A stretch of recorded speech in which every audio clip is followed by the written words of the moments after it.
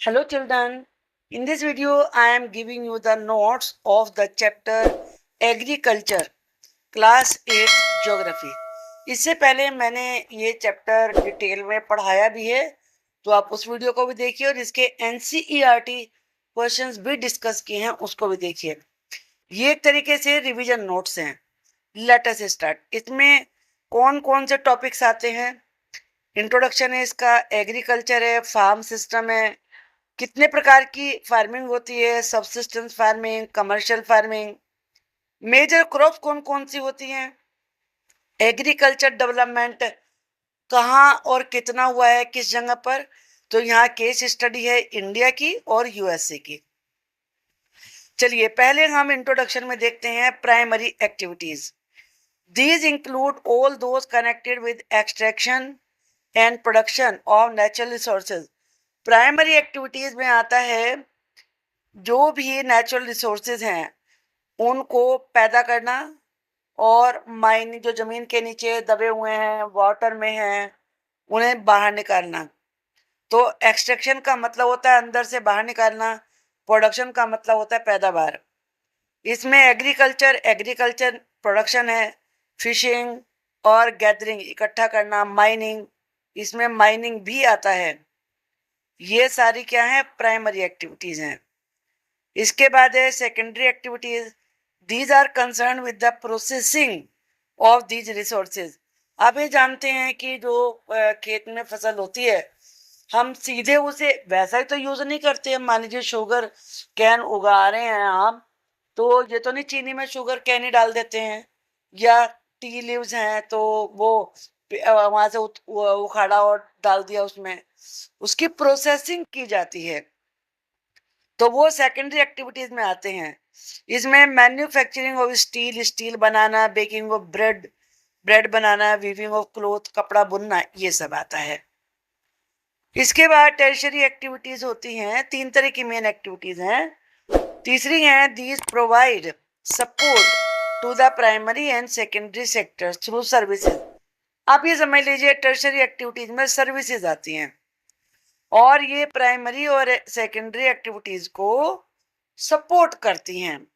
इसमें ट्रांसपोर्ट है। अब कुछ भी आपने बनाया है, चाहे फार्मिंग करके या फैक्ट्री में, तो ले जाने की जरूरत तो पड़ेगी ना उसको, तो ट्रांसपोर्टेशन इसमें आता है। ट्रेड है, कौन खरीदेगा फिर उसे बेचेगा, तो ये ट्रेडिंग कहलाती है। बैंकिंग, पैसे का लेन देन कहाँ से होता है? बैंक से होता है, तो बैंकिंग भी इसी में आता है।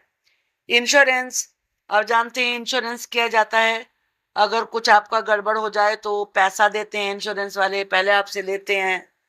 एडवर्टाइजिंग और एडवर्टीजमेंट कराना, एड टीवी पे आप देखते हैं कितने ऐड आते हैं, हर चीज के जो भी प्रोडक्शन होता है उसके ऐड दिए जाते हैं ताकि लोगों को उसके बारे में जानकारी मिले।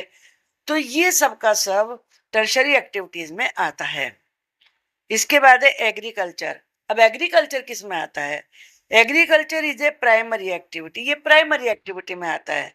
It includes growing crops, fruits, vegetables, flowers, ये सब चीजें उगाना, and rearing of livestock और एनिमल्स, पालन करना, ये इसमें आता है। ये in the world 50% of person are engage. Engage का मतलब है बिजी, लगे हुए हैं इन एग्रीकल्चरल एक्टिविटी।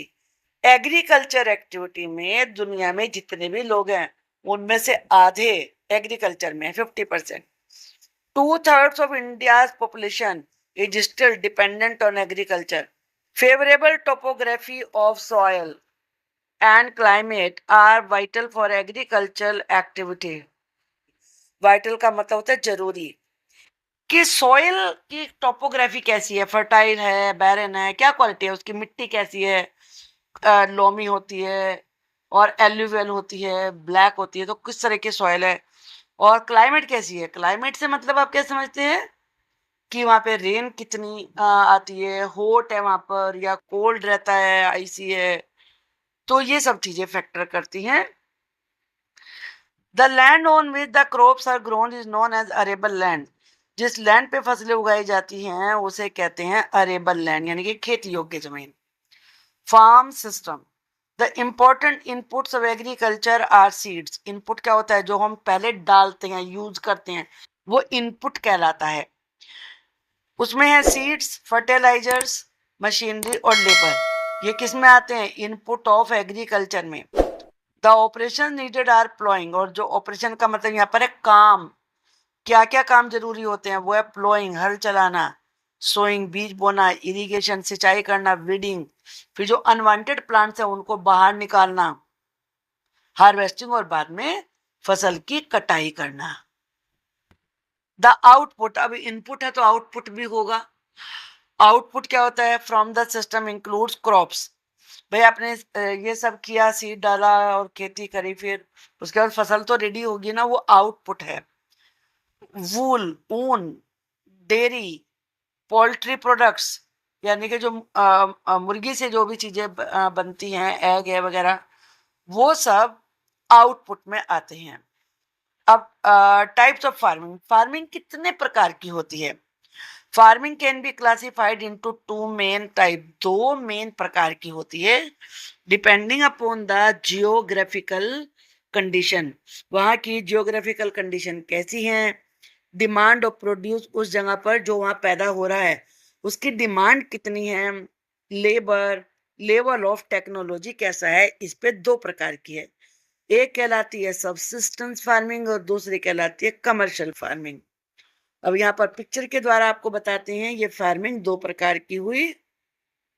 पहली है सबसिस्टेंस फार्मिंग, इसके बाद कमर्शियल फार्मिंग है।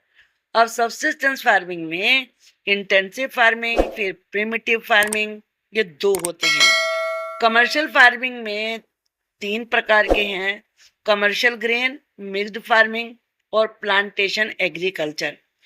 जो प्रिमिटिव फार्मिंग, प्रिमिटिव का मतलब ही होता है बहुत पुराने समय का, तो उसमें शिफ्टिंग कल्टीवेशन है और नोमैडिक हर्डिंग है। ये अगर आप इसमें से डाटा याद कर लेंगे तो आपको बहुत सारी चीजें अच्छे से समझ में आ जाएंगी। चलिए हम आगे देखते हैं सब्सटेंसेस फार्मिंग कैसी होती है। This type of farming is practised to meet the needs of the farmer's family. ये छोटे स्तर की होती है। फार्मर अपनी ही घर की आवश्यकताओं को, अपनी फैमिली की आवश्यकताओं को पूरा करने के लिए इस प्रकार की फार्मिंग करते हैं। तो इसीलिए इसमें लो लेवल्स ऑफ टेक्नोलॉजी, जो टेक्नोलॉजी है वो छोटे स्तर की, कम स्तर पे यूज होती है। हाउस होल्ड लेबर, घर के ही मजदूर बन जाते हैं, are use to produce on small output, और इसीलिए जो भी इसमें पैदावार होती है उसमें आउटपुट थोड़ा ही होता है। Subsistence farming can be further classified as, अब ये दो में डिवाइड की जा सकती है, इंटेंसिव सबसिस्टेंस फार्मिंग और दूसरी है प्रिमिटिव सबसिस्टेंस फार्मिंग। अब ये क्या होते हैं? जो इंटेंसिव सबसिस्टेंस फार्मिंग है, in this type of farming the farmer cultivates a small plot of land. वो लैंड का छोटा सा टुकड़ा कल्टीवेट करता है, यूजिंग सिंपल टूल्स, टूल्स बिल्कुल सिंपल होते हैं, लेबर ज्यादा लगती है। Climate with large number of days with sunshine.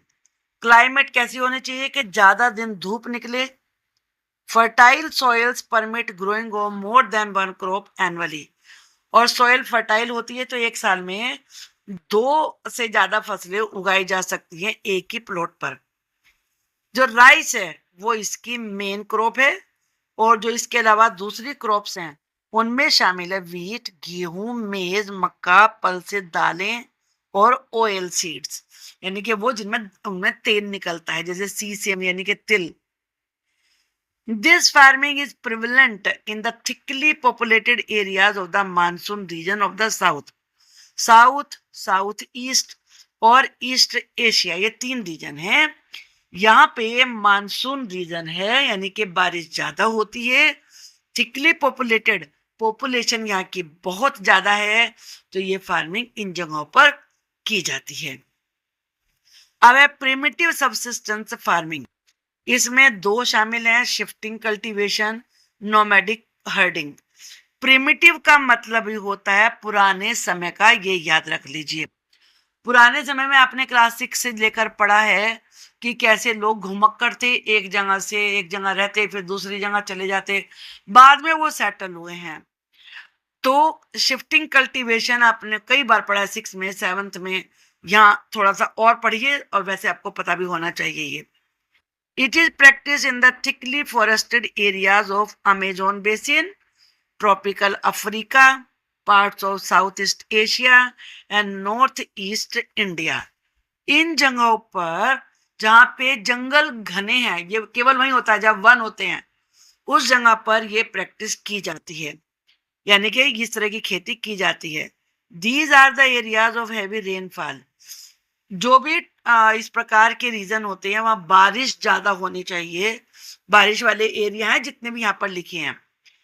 Quick regeneration of vegetation, और इसलिए पौधे एकदम से उग जाते हैं। आपने देखा ना बरसात जब आती है तो कितनी घास जल्दी जल्दी हर एक जगह आपको प्लांट निकले हुए मिल जाएंगे। तो जहां रेन होती है वहां एकदम से प्लांट ग्रो होते हैं। मेथड क्या है? A plot of land is cleared by felling the trees. यहाँ फेलिंग का मतलब है गिराकर, काट कर। पेड़ों को काटकर जमीन खाली की जाती है। बर्निंग देम, उन्हें जलाया जाता है। The ashes are then mixed with the soil. Ashes कहते हैं राख को मिट्टी के साथ मिलाया जाता है। एंड क्रॉप्स आर ग्रोन, और फसलें उगाई जाती हैं। After the soil loses it's fertility, जब सॉइल की फर्टिलिटी खत्म हो जाती है उस जगह की, द लैंड इज अबेंडेंड, तो वो उस लैंड को छोड़ देते हैं। It is left and the cultivator moves to a new plot, और जो लोग हैं वो दूसरी वाली जगह पे फिर चले जाते हैं, वहां भी सेम करते हैं, पेड़ गिराते हैं, जलाते हैं, राख को बिखेरते हैं और खेती करते हैं।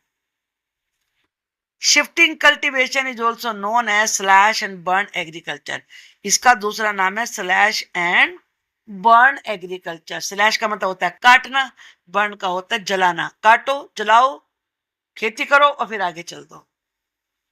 नेक्स्ट है नोमैडिक हर्डिंग। नोमैड होते वो हैं जो एक जगह से दूसरी जगह घूमते ही रहते हैं। It is practice in the semi arid. Arid का मतलब होता है ड्राई, यानी कि जहाँ की लैंड बहुत ज्यादा ड्राई होती है। सेमी एरिड आधी ड्राई होती है, एंड एरिड पूरी तरह से ड्राई होती है। रीजन्स ऑफ सहारा, सहारा में, सेंट्रल एशिया में, और इंडिया के कुछ पार्ट्स में जैसे राजस्थान है और जम्मू और कश्मीर है, यहाँ पर ये इस प्रकार की जो है चलती है फार्मिंग। मेथड क्या है? In this type of farming herdsman move from one place to place with their animals. वो अपने एनिमल्स के साथ एक जगह से दूसरी जगह घूमते ही रहते हैं। फॉर फोडर, चारे के लिए, और वाटर, चारा का मतलब क्या होता है? जो वो अपने जानवरों को, एनिमल्स को खिलाते हैं, वो जानवरों को खिलाने वाली चीजों को, चाहे वो दाना हो, घास हो, उसे फोडर कहते हैं। अलोंग विद डिफाइंड रूट्स, उनके रास्ते भी निश्चित होते हैं, वहीं पे वो जाते रहते हैं। इनमें शीप, कैमल, याक, गोट्स ये ज्यादातर पाले जाते हैं। ये लोग इन्हीं एनिमल्स को पालते हैं। दे प्रोवाइड मिल्क, अब ये एनिमल्स इन्हें मिल्क देते हैं, मीट देते हैं, वूल, ऊन, हाइड्स, खाल, जो जानवरों की खाल होती है, अब इनसे जाते हैं ना, शूज बनते हैं, पर्स बनते हैं, वॉलेट बनते हैं, बेल्ट बनती है, एंड अदर प्रोडक्ट्स टू, और दूसरे प्रोडक्ट बनाते हैं to the herders and their families. जिनके ये जानवर होते हैं और जो उनकी फैमिली होती है मिलके वही ये काम करते हैं। इसके बाद नेक्स्ट आती है commercial farming. In commercial farming crops are grown, फसलें उगाई जाती हैं, and animals are reared for sale in market, और एनिमल्स पाले जाते हैं बाजार में बेचने के लिए। The area cultivated and the amount of capital use is large, और जिस एरिया में खेती की जाती है वहाँ बहुत सारे पैसे की जरूरत पड़ती है। एरिया बड़ा होना चाहिए, पैसा भी लगाने के लिए ज्यादा होना चाहिए। Most of the work is done by machine, ज्यादातर काम मशीनों से किया जाता है। कमर्शियल फार्मिंग में शामिल है कमर्शियल ग्रेन फार्मिंग, अनाज की फार्मिंग, यानी कि बहुत सारे कंट्रीज हैं ऐसे जो बहुत सारा अनाज उगाते हैं, दूसरे देशों को बेचते हैं जहां पर उगता नहीं है।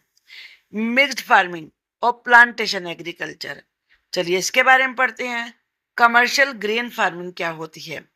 Crops are grown for commercial purpose. Commercial का मतलब है आप समझ लीजिए सेल, सेल के लिए वो खेती करते हैं। कॉमन क्रॉप्स में कौन सी है? व्हीट और मेज यानी कि मक्का, दो मेन क्रॉप है इसमें। मेजर एरिया कौन सा है? Temperate grass land of north America, Europe and Asia. यहाँ पे ग्रास लैंड ही कहा जहाँ पे घास उग सकती हो। तो ये तीन इसमें कॉन्टिनेंट्स हैं, वो एरियाज जहाँ पे ग्रास लैंड है वहां एक खेती की जाती है। Severe winters restrict the growing season. जब बहुत ज्यादा, सिवियर का मतलब बहुत भयंकर, टू मच विंटर होती है, सर्दी होती है, तो रेस्ट्रिक्ट का मतलब रोक देना। तो सीजन उगाने का सीजन रुक जाता है। And only a single crop can be grown, फिर केवल एक ही क्रॉप उगाई जा सकती है। अब मिक्स्ड फार्मिंग क्या होती है? The land is use for growing food, food उगाने के लिए और फोडर क्रॉप्स उगाने के लिए लैंड को यूज किया जाता है। फोडर चारा जो एनिमल्स को खिलाते हैं। रियरिंग लाइव स्टॉक और जानवर पालने के लिए। एरियाज कौन से हैं इसके? Europe, eastern USA, Argentina, south east Australia, New Zealand और साउथ अफ्रीका। अब है plantations. Only single crop of tea, coffee, sugar cane, cashew, काजू को कहते हैं, कैश्यू नट्स बोलते हैं ना उन्हें, रबर, बनाना और कॉटन आर ग्रोन। बस एक ही फसल एक में उगाई जाती है। जैसे औरों में तो दो तीन मिला के उगा लेते हैं, लेकिन इसमें एक ही उगाई जाती है। Large amount of labour and capital R required. Capital से मतलब है यहाँ पर मनी, पैसा बहुत सारा चाहिए इन्वेस्ट करने के लिए, और लेबर भी ज्यादा चाहिए। The produce may be processed on the farm itself. जो पैदावार होती है उसे फार्म पर भी प्रोसेस कर सकते हैं, और या फिर पास की फैक्ट्रीज में भी प्रोसेस कर सकते हैं। क्या मतलब है इसका? मान लीजिए टी है, तो टी के आप तो जो चाय की पत्ती आपकी मम्मी डालती हैं चाय बनाने में, वो ब्लैक कलर की ऐसे होती है, जबकि खेती होती है तो खेती में तो आप जानते हैं कि ग्रीन कलर की लीव्स आती हैं। तो ये कैसे बदलती है? तो जो ये लीव से और जो भी उसमें प्रोसेस होती है, सुखाना फिर जो भी करना, ये फार्म पे भी हो सकता है और या फिर उसमें जाके फैक्ट्री में कर सकते हैं। ऐसे शुगर केन है, गन्ना उगाते हैं, गन्ने से चीनी बनती है।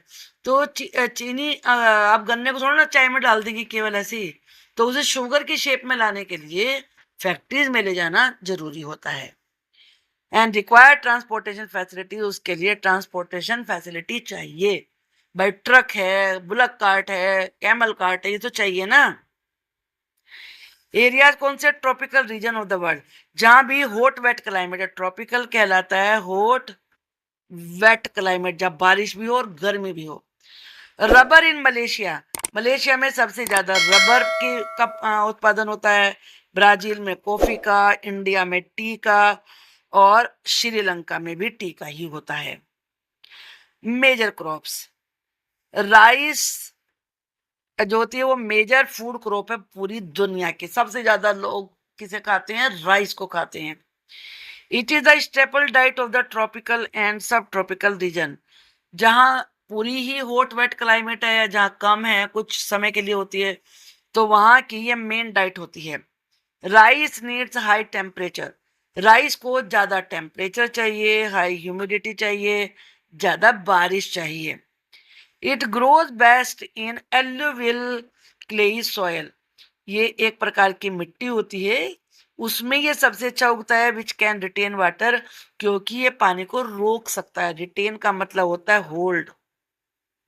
अब रेत में पानी डालो तो उन्होंने बह के निकल जाएगा, लेकिन जो चिकनी बंधी हुई मिट्टी होती है उसमें पानी डालोगे वो नहीं एकदम से बहेगा, तो वो एल्यूवियल सॉइल होती है।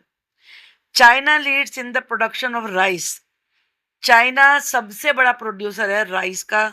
उसके बाद आता है इंडिया का नाम, जापान, श्रीलंका और Egypt. Wheat, wheat requires moderate temperature, wheat को ना ज्यादा गर्मी और ना ज्यादा सर्दी, ऐसे मॉडरेट बीच बीच का ऐसा टेम्परेचर होना चाहिए। रेनफॉल ड्यूरिंग ग्रोइंग सीजन, वह बारिश होनी चाहिए जब ग्रो हो रहा है। ब्राइट सनशाइन और चमकीली धूप चाहिए at the time of harvest, जब कटाई होती है फसल की। It thrives best in well drained loamy soil, इसके लिए लोमी सॉइल चाहिए। लोमी सॉइल से मतलब जिसमें थोड़ी चिकनी मिट्टी भी हो और साथ में सैंडी मिट्टी भी हो, यानी कि ना तो ज्यादा रेती रेत हो और ना ज्यादा वो ऐसे चिपकी चिपकी हो। तो लोमी सॉइल चाहिए इसके लिए, उसमें ज्यादा अच्छा ग्रो होता है। बीट इज ग्रोन एक्सटेंसिवली का मतलब होता है ज्यादा मात्रा में, on a large scale, on a large scale, बड़े स्तर पर, यानी कि ज्यादा मात्रा में। कहाँ होता है? यूएसए में, कनाडा में, अर्जेंटीना में, रशिया में, यूक्रेन में, ऑस्ट्रेलिया में और इंडिया में। In India it is grown in winter. जो व्हीट है वो इंडिया में सर्दियों में उगाया जाता है। फिर है millets, they are also known as coarse grain, मोटा दाना वाला अनाज कहते हैं। Can be grown on less fertile and sandy soil, जहाँ रेत ज्यादा होता है और जमीन ज्यादा उपजाऊ नहीं होती, वहां इसे उगा सकते हैं। It is a Hardy crop, ये हार्ड क्रॉप होती है। दैट नीड्स लो रेनफॉल, बारिश कम चाहिए। हाई टू मॉडरेट टेम्परेचर चाहिए, यानी कि ज्यादा भी और कम भी चल सकता है। एडुकेट रेनफॉल, पर्याप्त बारिश चाहिए। जवार, बाजरा, रागी आर ग्रोन इन इंडिया, ये 3 फसलें ज्यादा यहाँ पर होती हैं। अदर कंट्रीज है नाइजीरिया, चाइना और नाइजर। मेज, मक्का, मेज रिक्वायर्स मॉडरेट टेम्परेचर। मॉडरेट का मतलब मैंने क्या बताया? जो ना ज्यादा गर्म हो ना ज्यादा ठंडा हो, ऐसा टेम्परेचर चाहिए। रेनफॉल, बारिश होनी चाहिए और लोड्स ऑफ सनशाइन, और ज्यादा धूप होनी चाहिए। It needs well drain fertile soil, well drain का मतलब पानी ठहरना नहीं चाहिए उसमें, फर्टाइल सॉइल होनी चाहिए।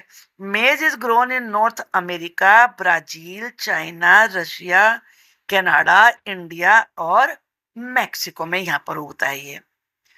Cotton, cotton requires high temperature, cotton को ज्यादा टेम्परेचर की जरूरत है, हल्की बारिश की। 210 फ्रोस्ट फ्री डेज, 210 जब कोहरा ना हो ऐसे दिन चाहिए, और तेज धूप चाहिए इसकी ग्रोथ के लिए। It grows best on black and alluvial soil, जो बहुत ज्यादा चिकनी जुड़ी जुड़ी मिट्टी होती है उसमें ज्यादा अच्छा उगता है ये। China, USA, India, Pakistan, Brazil और इजिप्ट इसके मेन प्रोड्यूसर्स हैं। ये इसके मेन, यानी कि मेन पैदा करने वाले हैं। It is one of the main raw materials for the cotton textile industry. Textile का मतलब होता है कपड़ा, जो कॉटन का कपड़ा बनाने वाली इंडस्ट्री है उनके लिए ये रॉ मटेरियल देता है, यानी कि कॉटन उगेगी तभी तो कॉटन के कपड़े बनेंगे ना। Jute, also known as golden fibre, jute को गोल्डन फाइबर भी कहते हैं क्योंकि ये गोल्डन कलर का होता है। आप देखेंगे रेशे रेशे वाले बैग लिए हुए होते हैं कुछ लोगों ने, बोरे होते हैं जिन्हें बोरी कहते हैं, तो ये सब जूट के बने होते हैं। It grows well on alluvial soil, alluvial soil में ज्यादा अच्छे उगते हैं ये। एंड रिक्वायर्स हाई टेम्परेचर, ज्यादा टेम्परेचर की जरूरत होती है, हैवी रेनफॉल की और ह्यूमिड क्लाइमेट की, यानी कि नमी होनी चाहिए हवा में। The crop is grown in the tropical areas, ये भी ट्रॉपिकल, ट्रॉपिकल का मतलब है कई बार बता चुकी हूँ, हॉट वेट, जहाँ गर्मी भी हो और बरसात भी हो, ऐसी जगह पर यह फसल उगती है। India and Bangladesh are leading producers, in 2 country में ये सबसे ज्यादा पैदा होता है क्या? जूट। फिर है coffee, coffee requires warm and wet climate, warm और वेट क्लाइमेट चाहिए। वेल ड्रेन लोमी सोइल चाहिए जिसमें से यानी कि पानी बहकर चला जाए। Hill slopes are more suitable for growth of this crop, यानी कि पहाड़ी में पानी ठहरता नहीं है तो ये सबसे अच्छी जगह होती है इसके लिए। Brazil is the leading producer followed by Colombia and India, ये 3 कंट्री हैं जहां पर ब्राजील में सबसे ज्यादा, इसके बाद कोलंबिया और इंडिया में पैदावार होती है इसकी। फिर है T, T is the beverage crop grown on plantations, beverage का मतलब पिए, जिसे हम पीते हैं, ऐसी क्रॉप है जो प्लांटेशन में उगाई जाती है। It needs well drain loamy soil, इसे भी लोमी सॉइल की जरूरत होती है जिसमें से पानी बहकर चला जाए। एंड जेंटल सो, ढलान हल्का होना चाहिए, ज्यादा नहीं। Requires cool climate, cool climate, ठंड होनी चाहिए वहां। वेल डिस्ट्रीब्यूटेड हाई रेनफॉल, और जब तेज बारिश हो तो वो एक यानी एक ही जगह हो जाए। Through out the year for the growth of it tender leaves, इसकी जो नाजुक पत्तियां होती हैं उनके लिए इसकी जरूरत है। Labour in large number is required to pick the leaves. पत्तियों को तोड़ने के लिए लेबर बहुत ज्यादा चाहिए, यानी कि बहुत मजदूर चाहिए। Kenya, India, China, Sri Lanka produce the best quality T in the world. यहाँ पे सबसे अच्छी क्वालिटी की टी पैदा होती है। Agriculture development, it refers to efforts made to increase farm production. इसका मतलब होता है कि फार्म प्रोडक्शन को बढ़ाने के लिए जो प्रयास किए जाते हैं in order to meet the growing demand of increasing population. क्योंकि पॉपुलेशन बढ़ रही है, लोग ज्यादा बढ़ रहे हैं दुनिया में, तो उनको पूरा देने के लिए, खाना देने के लिए, सब चीजें देने के लिए पैदा होगा तभी तो मिलेगा ना। तो उसके लिए जो प्रयास किए जाते हैं उसे एग्रीकल्चर डेवलपमेंट कहते हैं। How to achieve agriculture development, अब कैसे प्राप्त करें एग्रीकल्चर डेवलपमेंट को। Number 1, increasing the crop area, जहाँ पे खेती की जा रही है उस एरिया को बढ़ाया जाए। Increasing the number of crops grown, जो फसलें हैं उनकी संख्या बढ़ाई जाए, एक साल में दो दो तीन तीन ग्रो की जाए। इंप्रूविंग इरिगेशन फैसिलिटीज, सिंचाई करने की फैसिलिटी को सुधारा जाए। Use of fertilizers and high yielding varieties of seeds, fertilizers का और जो ज्यादा पैदावार देने वाले बीज हैं उनको यूज किया जाए। The ultimate aim of agriculture development is to increase food security, क्योंकि एग्रीकल्चर डेवलपमेंट का एम ही है लोगों में फूड सिक्योरिटी देना, कि कम से कम उन्हें खाने को तो मिलेगा। ए फार्म इन इंडिया, यहाँ पे केस स्टडी है यूएसए के फार्म की और इंडिया के फार्म की। पहले India, small size farm land होते हैं। Use HYV high yielding varieties seeds purchased किए जाते हैं मार्केट से। Take advice from friends, friend से, बड़े लोगों से, गवर्नमेंट से सलाह लेते हैं। यूज ट्रैक्टर्स और bullock carts for ploughing the field, और खेत जोतने के लिए तो ट्रैक्टर यूज करते हैं या बुलक कार्ट, बैल गाड़ी। Use tubewell for irrigational activities, tubewell का यूज करते हैं। Also rear livestock to earn more income, ज्यादा पैसा कमाने के लिए एनिमल्स को पालते हैं। All the members of the family help in various farm activities, जो बहुत सारी फार्म एक्टिविटीज हैं उसमें फैमिली के सभी मेंबर्स हेल्प करते हैं। The farmer take credit from a bank, bank से पैसा लेते हैं फार्मर्स। एग्रीकल्चरल कोऑपरेटिव सोसाइटी से लेते हैं, काहे के लिए लेते हैं लोन? टू बाय HYV का मतलब समझ जाइए, high yielding varieties of seeds. और इम्प्लीमेंट्स, औजार जो चाहिए होते हैं जैसे ट्रैक्टर है, उन्हें खरीदने के लिए लेते हैं वो। लैक स्टोरेज फैसिलिटीज, लेकिन यहाँ पर स्टोर करने की फैसिलिटीज नहीं है किसानों के पास। So they are force to sell the produce, इसलिए उन्हें अपना प्रोड्यूस बेचना पड़ता है। Even when the market is not favourable to them, चाहे मार्केट उनके लिए फेवरेबल ना हो, यानी कि कम पैसों पे चाहे बेचना पड़े, बेचना ही पड़ेगा, क्योंकि नहीं बेचेंगे तो पता चला कि खराब ही हो गया। In recent years the government has taken some steps to develop storage facilities, हाल ही के वर्षों में सरकार ने कुछ कदम उठाए हैं स्टोरेज फैसिलिटीज को प्रोवाइड करने के लिए। ए फार्म इन यूएसए, यूएसए में क्या फैसिलिटीज हैं? वहां पे लार्ज साइज फार्म लैंड है, बड़े बड़े फार्म लैंड है। The farmer generally resides in farm, resides का मतलब है लिव, ज्यादातर फार्मर अपने अपने फार्म पे ही रहते हैं farmer. Some of the major crops grown are corn, अनाज, soybean, wheat, cotton, sugar beet, ये उगाते हैं।